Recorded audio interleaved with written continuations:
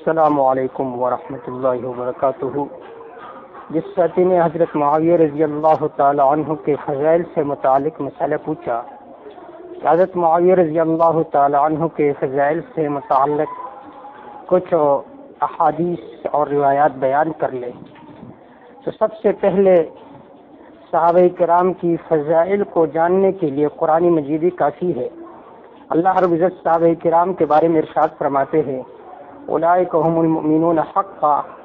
یہ سارے مومن جو ہے حق کے سچے مومن ہیں۔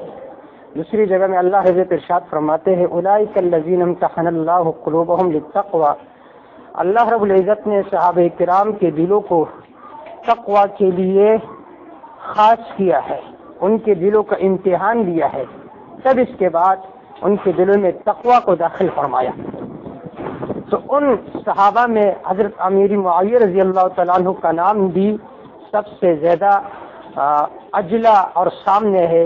تو وہ بھی ان بشارات کے مستحق ہے۔ اسی طرح احادیث میں بھی حضرت معاویہ رضی اللہ تعالیٰ عنہ کے لیے آپ صلی اللہ علیہ وسلم نے بہت ساری دعائیں فرمائی ہیں۔ کنز العمال کی روایت ہے، اس کو البدایہ والنہایہ کے مؤلف نے بھی نقل فرمایا ہے کہ آپ صلی اللہ علیہ وسلم نے ارشاد فرمایا عن عبد الرحمن بن عمیر الزنی رضی اللہ تعالی عنہ ان رسول اللہ صلی اللہ علیہ وسلم قال لمعاویۃ اللہم الکتاب والحساب وقہ العذاب۔ حدیث کا ترجمہ یہ ہے کہ سرکار دو عالم صلی اللہ علیہ وسلم نے حضرت معاویہ رضی اللہ تعالیٰ عنہ کے لیے دعا فرمائی کہ اللہ اسے کتاب اور حساب کا علم سکھا دے اور اسے عذاب سے محفوظ فرما دے۔ تو آپ صلی اللہ علیہ وسلم نے خود ان کے لیے دعا فرمائی ہے کہ ان کو کتاب کا علم عطا فرما دے اور ان کو عذاب سے بچا دے۔ دوسری دعا جو البدایہ والنہایہ کے مصنف نے تحریر فرمایا ہے اللہم علمہ الکتاب ومکن لہ فی البلاد وقہ العذاب، اے اللہ معاویہ رضی اللہ تعالی عنہ کو علم کتاب عطا فرما اور شہروں کی حکومت عطا فرما اور عذاب سے محفوظ فرما۔ اسی طرح امام بخاری رحمہ اللہ نے تاریخ کبیر میں یہ روایت بھی نقل کیا ہے معاویہ رضی اللہ تعالی عنہ کی فضائل سے متعلق کہ آپ صلی اللہ علیہ وسلم نے فرمایا اللہم علم معاویۃ الحساب وقہ العذاب، اے اللہ معاویہ کو حساب سکھا دے اور عذاب سے محفوظ فرما دے۔ مؤلف البدایہ والنہایہ انہوں نے معاویہ رضی اللہ تعالیٰ عنہ کے بارے میں یہ دعا بھی آپ صلی اللہ علیہ وسلم کا نقل فرمایا ہے یا معاویہ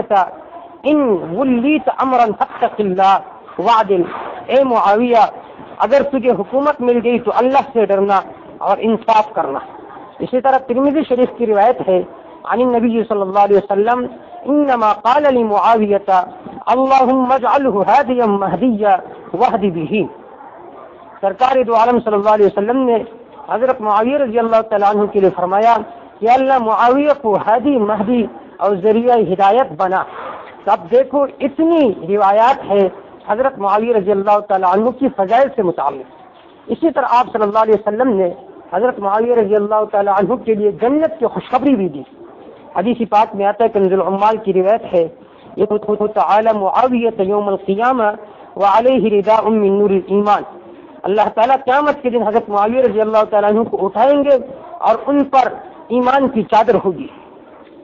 اسی طرح بخاری شریف کی روایت ہے کہ آپ صلی اللہ علیہ وسلم نے ارشاد فرمایا اول جیش من امتی یغزون البحر قد اوجبوا، میری امت کا پہلا لشکر جو بحری جہاد کرے گا اس پر جنت واجب ہوگی۔ اور یہ بات تاریخ سے بھی ثابت ہوتی ہے کہ جو سب سے پہلا جیش اور لشکر جنہوں نے بحر کا سفر کیا تھا وہ امیر معاویہ رضی اللہ تعالی عنہ کے دور خلافت میں تھا۔ علامہ ابن الاسیر رحمہ اللہ کی کتاب ہے اسد الغابہ، اس میں انہوں نے ذکر فرمایا وکانا امیر ذالک الجیش معاویہ بن ابی سفیان فی خلافت عثمان ومعه ابو ذر و ابو الدرداء وغیرہما من الصحابہ۔ حضرت عثمان رضی اللہ تعالی عنہ کے دور خلافت میں یہ جو جیش اور لشکر تھا جنہوں نے بحری سفر کیا تھا تو اس لشکر کا امیر حضرت معاویہ رضی اللہ تعالی عنہ تھے۔ تو دیکھو معاویہ رضی اللہ تعالی عنہ کے لیے زبانی نبوت سے جنت کی بشارتیں بھی ثابت ہے۔ منہاج السنہ ایک کتاب ہے صحابہ کرام کے فضائل سے متعلق، اس میں یہ مذکور ہے ما رأیت احدا اشبہ صلاۃ بصلاۃ رسول اللہ صلی اللہ علیہ وسلم من امامکم ھذا، یعنی معاویہ تھا کہ صحابہ کرام رضی اللہ تعالی عنہ میں سے حضرت ابو درداء رضی اللہ تعالی عنہ اہل شام سے فرمایا کرتے تھے ما رأیت احدا اشبہ صلاۃ بصلاۃ رسول اللہ صلی اللہ علیہ وسلم من امامکم ھذا، یعنی معاویہ، میں نے تمہارے سے امام یعنی معاویہ سے بڑھ کر کسی کو نہیں دیکھا جن کی نماز رسول اللہ صلی اللہ علیہ وسلم کی نماز کی مشابہ ہے۔ اس کے بعد ایک اور پہلو پر بھی بات کی جا سکتی ہے کہ حضرت معاویہ رضی اللہ تعالی عنہ کی برائی بیان کرنا یہ وہ لوگ بیان کریں گے جن کا تعلق اہل سنت والجماعت کے ساتھ نہیں ہے۔ ترمذی شریف کی روایت ہے، آپ صلی اللہ علیہ وسلم نے فرمایا لا تذکروا معاویہ الا بخیر۔ یہ روایت حضرت عمر کے سامنے حضرت معاویہ رضی اللہ تعالی عنہ پر بعض حضرات نے تنقید کی تو حضرت عمر رضی اللہ تعالی عنہ نے ان معترضین کو دو ٹوک الفاظ میں ارشاد فرمایا لا تذکروا معاویہ الا بخیر فإنی سمعت رسول اللہ صلی اللہ علیہ وسلم اللہم اہدہ، کیا معاویہ رضی اللہ تعالی عنہ کا تذکرہ نہ کرو مگر بلائی کے ساتھ، کیونکہ میں نے آپ صلی اللہ علیہ وسلم کو یہ کہتے ہوئے سنا تھا اللہم اہدی، یا اللہ حضرت معاویہ رضی اللہ تعالی عنہ کو ہادی اور مہدی بنا۔ تو یہ تھے حضرت معاویہ رضی اللہ تعالی عنہ کے صفات۔ اسی طرح حضرت علامہ ابن عبد البر رحم اللہ فرماتے ہیں کہ حضرت معاویہ رضی اللہ تعالیٰ عنہ اپنے مجالس میں حضرت علی رضی اللہ تعالیٰ عنہ کے فضائل اور محاسن بیان کرتے تھے۔ چنانچہ آپ نے حضرت زرار السدائی سے فرمایا یا زرار صف لی علیًا قال اعفنی یا امیر المؤمنین قال لتصفنہ قال اما اذ لا بد من وصفه فكان والله لعيد المدى شديد القوى يقول فضلا ويحكم عدلا يتفجر العلم من جوانبه وتنطق الحكمة من فواجيه فبكى معاوية رضي الله عنه وقال رحم الله أبا الحسن كان والله كذلك۔ استعاب نامی کتاب ہے، اس میں یہ منقول ہے کہ حضرت معاویہ رضی اللہ تعالیٰ نے فرمایا اے زرار مجھ سے حضرت علی کے اوصاف بیان کر۔ اس نے کہا امیر المؤمنین چاہتا ہوں۔ حضرت معاویہ نے پھر اصرار فرمایا کہ تم زرار ان کے اوصاف بیان کرو۔ اس نے کہا اگر بہرحال ان کے اوصاف بیان کرنے ہیں تو سنیے، واللہ وہ بلند حوصلہ اور نہایت قوی تھے، فیصلہ کن بات کہتے تھے اور عدل انصاف سے فیصلہ کرتے تھے۔ ان کے سینے سے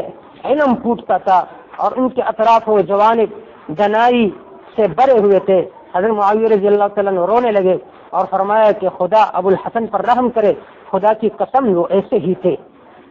اسی طرح حضرت معاویہ رضی اللہ تعالیٰ عنہ کی جو فضائل ہے وہ سلف الصالحین کے نظر میں کہ سلف الصالحین حضرت معاویہ رضی اللہ تعالیٰ عنہ کو کس نظر سے دیکھتے تھے۔ حضرت اعمش رحم اللہ کے سامنے لوگوں نے حضرت عمر بن عبدالعزیز رحم اللہ کے عدل کا تذکرہ کیا تو آپ نے ارشاد فرمایا فکیف لو ادرکتم معاویہ قالوا فی حلمہ قال لا واللہ بل فی عدلہ العواصم من القواسم۔ اگر تم معاویہ کو دیکھتے تو تمہارا کیا حال ہوتا؟ لوگوں نے عرض کیا کہ یہ آپ ان کے حوصلے کے بارے میں کہہ رہے، فرمائے نہیں، خدا کی قسم وہ عدل کے بارے میں بہت بڑھ کر تھے، وہ عدل کے بارے میں بہت بڑھ کر تھے، بہت بڑے عادل تھے۔ حضرت امام اوزاعی رحم اللہ ارشاد فرماتے ہیں کہ ادرکت خلافت معاویہ و جماعت من اصحاب رسول اللہ صلی اللہ علیہ وسلم لم ينتزعوا یدا من طاعت ولا فارقوا جماعت۔ میں نے حضرت معاویہ رضی اللہ تعالیٰ عنہ کی خلافت کا زمانہ پایا ہے، اصحاب رسول کی جماعت ان کی اطاعت فرمان برداری سے انحراف نہیں کرتے تھے اور نہیں صحابہ کرام جماعت سے جدا ہوتے تھے۔ ایک حضرت معاویہ رضی اللہ تعالیٰ عنہ کی فضائل وہ تابعین کے ذہنوں میں کیا تھے اور آج کل ہمارے لوگوں کے اذہان کیا بنے ہوئے ہیں حضرت معاویہ رضی اللہ تعالیٰ عنہ کے بارے میں۔ آخر میں صرف ایک ہی جو اثر کرنا چاہتا ہوں وہ یہ ہے کہ بہت دفعہ یہ بات چلتی ہے کہ حضرت معاویہ رضی اللہ تعالیٰ عنہ بہتر ہے یا عمر بن عبدالعزیز رحم اللہ بہتر ہے۔ تو حضرت عبداللہ بن مبارک رحم اللہ کے سامنے ایک آدمی نے یہ سوال کیا کہ عمر بن عبدالعزیز رحمہ اللہ بہتر ہے یا معاویہ رضی اللہ تعالیٰ بہتر ہے، تو انہوں نے کیا جواب دیا؟ تو وہ جواب سنیے، یہ ابن کثیر رحمہ اللہ نے البدایہ والنہایہ میں بھی نقل کیا ہے، اور الناہیہ عن ذم معاویہ اس کتاب میں بھی نقل ہے کہ ان الامام عبداللہ بن مبارک سئل عمر بن عبدالعزیز رحمہ اللہ افضل ام معاویہ قال غبار دخل في انف فرس معاویہ حين غزا في رکاب رسول اللہ صلی اللہ علیہ وسلم افضل من عمر بن عبدالعزیز رحمہ اللہ۔ حضرت عبداللہ بن مبارک سے سوال کیا گیا کہ عمر بن عبدالعزیز افضل ہے یا حضرت معاویہ رضی اللہ تعالیٰ عنہ؟ آپ نے فرمایا کہ جو غبار جہاد کے دوران حضرت معاویہ رضی اللہ تعالیٰ عنہ کے گھوڑے کے ناک میں تھی وہ عمر بن عبدالعزیز سے افضل ہے، جبکہ حضرت معاویہ رضی اللہ تعالیٰ عنہ نے آن حضرت صلی اللہ علیہ وسلم کی معیت میں جہاد کیا۔ تو دیکھیے حضرت معاویہ رضی اللہ تعالیٰ عنہ کتنی عظیم شخصیت تھے، لیکن چونکہ ہم نے تاریخ پر بھروسہ کیا اور قرآن و سنت کو چھوڑا، اس وجہ سے ہمارے جو لوگ ہیں، جو جدت پسند لوگ ہیں، وہ گمراہی میں پڑے ہیں۔ اللہ صحابہ کرام کے بارے میں